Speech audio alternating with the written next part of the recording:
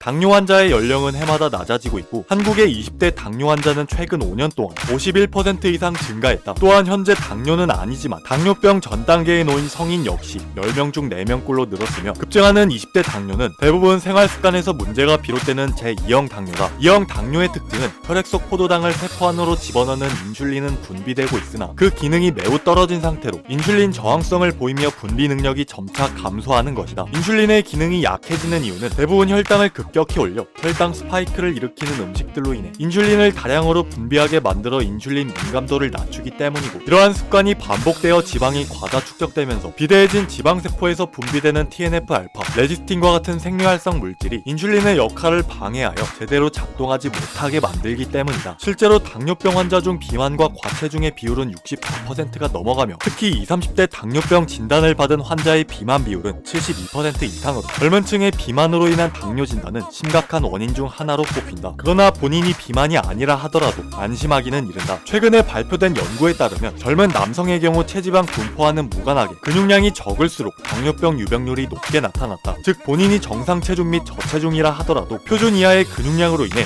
상대적으로 체지방률이 높게 나타나는 마른 비만의 경우 당뇨병의 위험이 높아진다는 것이다. 당뇨병의 합병증은 매우 치명적이면서도 다양하게 나타난다. 그 이유는 혈액 속 포도당이 제대로 흡수되지 않아 혈액의 점도를 높이기 때문이다. 우리 몸의 각 신체 기관은 혈액을 통해 산소와 영양분을 공급받는다. 그러나 과도한 포도당으로 점도가 높아진 혈액은 가느다란 모세혈관을 통과하지 못한다. 이로 인해 신체 말단 부위의 혈액순환이 제대로 이루어지지 않아 심각한 합병증이 생기며 특히 망막과 같은 부위는 혈관 직경이 좁은 반면에 혈류량이 매우 많아 치명적으로 작용한다. 문제는 당뇨병 초기에는 당뇨를 자각할 만한 증상이 나타나지 않는다는 것이다. 흔히 우리가 알고 있는 단뇨, 다식, 가음은 당뇨의 흔한 증상으로 알고 있지만 이러한 증상 역시 당뇨가 어느 정도 진행된 이후로 나타난다. 즉 단순히 혈당이 높은 상태에서는 특별히 자각할 만한 증상이 없다는 것이다. 실제로 당뇨병 관리 수준 분석 결과를 보면 30세 이상 당뇨병을 가진 환자 중 65.8%만 본인의 당뇨병을 인지하고 있음을 확인할 수 있다. 따라서 자각 증상이 없다 하더라도 본인의 생활 습관을 고려하여 주기적으로 건강검진을 받는 것이 매우 중요하며 특히 생활 습관을 개선하기 위한 노력이 반드시 필요하다. 그 중에서 근육량을 유지하고 늘리는 것은 당뇨병 유병률을 낮출 수 있는 매우 중요한 요인으로 꼽힌다. 골격근은 인슐린에 가장 민감한 조직으로서 식후 흡수된 포도당의 70% 이상을 처리하며 혈당 조절에 매우 중요한 축을 담당한다. 실제로 성인 13,000명을 대상으로 골격근과 인슐린 저항성의 연관성을 조사한 결과 근육량이 많을수록 인슐린 민감도가 높았으며 당뇨병의 위험이 낮게 나타나는 것을 확인할 수 있다. 또한 주기적인 웨이트 운동은 당뇨병 위험률을 낮추는데 매우 효과적이다. 약 10만 명에 가까운 당뇨 병력이 없는 성인 여성을 대상으로 8년간 추적 관찰한 연구에 따르면 주당 웨이트 운동의 합계 시간을 기준으로 4그룹으로 나누어 비교했을 때 운동을 하지 않는 여성들에 비해 운동을 하는 여성들은 운동 시간이 많은 순서대로 당뇨병 발병 위험률이 더 낮아지는 것을 확인할 수 있었다. 남성들을 대상으로 실험한 연구에서도 비슷한 결과를 관찰할 수 있다. 32,000명의 남성을 대상으로 18년간 추적 관찰한 연구를 보면 웨이트 또는 유산소 운동을 일주일에 150분 이상을 한 사람들의 당뇨병 위험률은 34%가 낮아지고 일주일에 1시간 미만의 근력 운동을 꾸준히 하더라도 12%가 내려갔다. 특히 당뇨병의 위험률을 가장 낮춘 그룹은 유산소와 웨이트를 병행하여 주당 150분 이상을 운동하는 사람들이었는데 이러한 경우 당뇨병 위험률은 59%나 떨어졌다. 인간의 근육량은 20세를 정점으로 30세 전후부터 자연적으로 감소하기 시작하며 세계보건기구는 근육량 감소를 단순히 노화 현상이 아닌 질병으로 보고 사르코페니아라는 병명을 붙였다. 실제로 근육량은 생활 방식에 따라 큰 차이가 나기 때문에 단순히 노화 현상만으로 보기 어려우며 근육의 중요한 생리적 역할이 확대됨에 따라 이제는 생존을 위해 근육량을 지켜야 할 것이다.